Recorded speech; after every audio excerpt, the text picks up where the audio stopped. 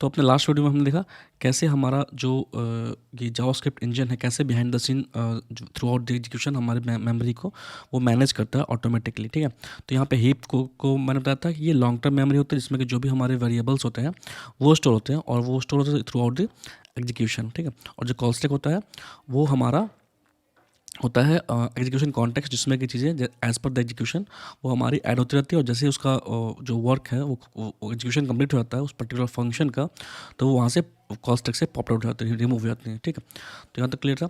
अब हम बात करेंगे मेनली कि हम जैसे हमारे जो भी मेमोरी सिंस कॉल स्टैक में तो ऑटोमेटिकली रिमूव हो जाता है, बट हीप में जो भी मेमोरी हमारा प्रोग्राम ऑक्यूपाई करता है वो बेसिकली कैसे मैनेज होता है। ठीक है, तो मेनली हम हिप की बात करने वाले हैं।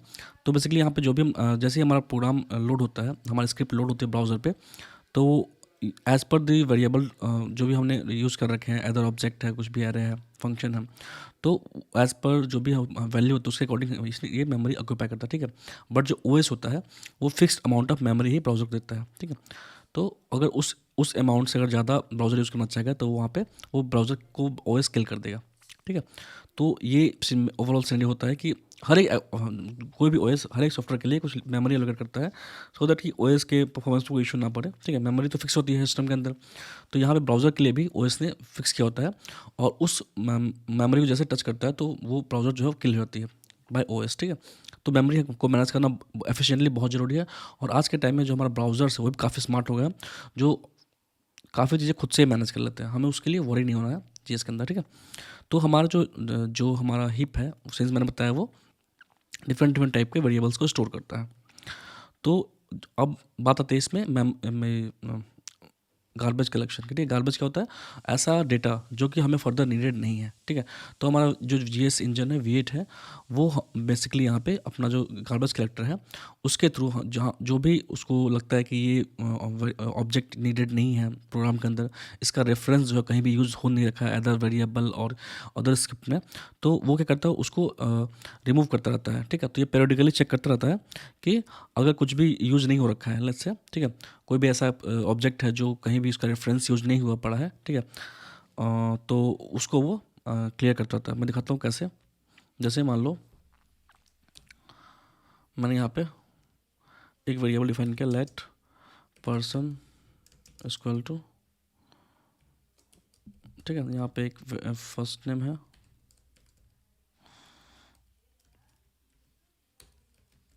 ठीक है, और यहाँ पे कुछ भी है, ठीक है। तो जैसे ही हमने ये वेरिएबल डिक्लेयर किया, ठीक है, वैसे इसने और प्रोग्राम को ये इंजन को जैसे ही ये लाइन ऑफ कोड मिला उसने मेमोरी में इसको इसका रेफरेंस है उसको सेव इसका मतलब ऑब्जेक्ट को मेमोरी में स्टोर करके इसका रेफरेंस को यहाँ पे डाल दिया। ठीक है, ये बात हुई।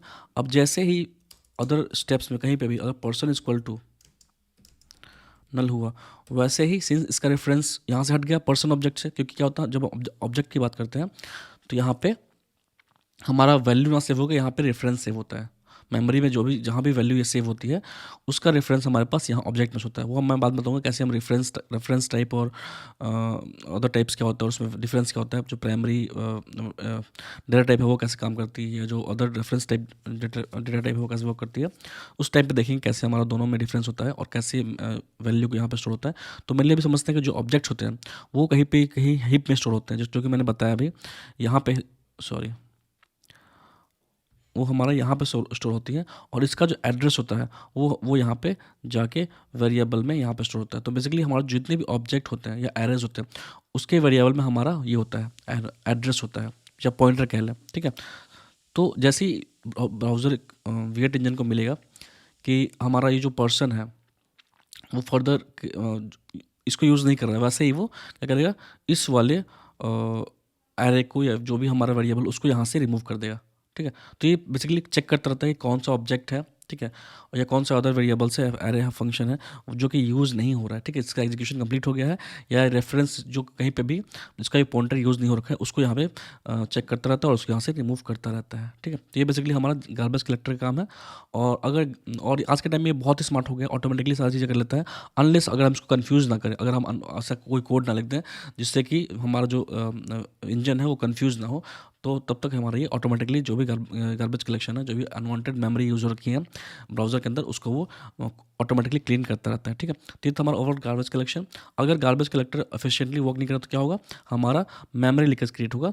मेमोरी लीकेज क्या होता है, जो अनवांटेड मेमोरी हमारा यूज़ होता रहेगा बिहाइंड द सीन। अगर हम डिफरेंट डिफरेंट वर्क करते रहेंगे किसी ऐप के अंदर, और जो अनवांटेड मेमोरी है वो ऑक्यूपाई होती रहेगी, तो क्या होगा, वो मेमोरी लीक क्रिएट करेगा, ठीक है।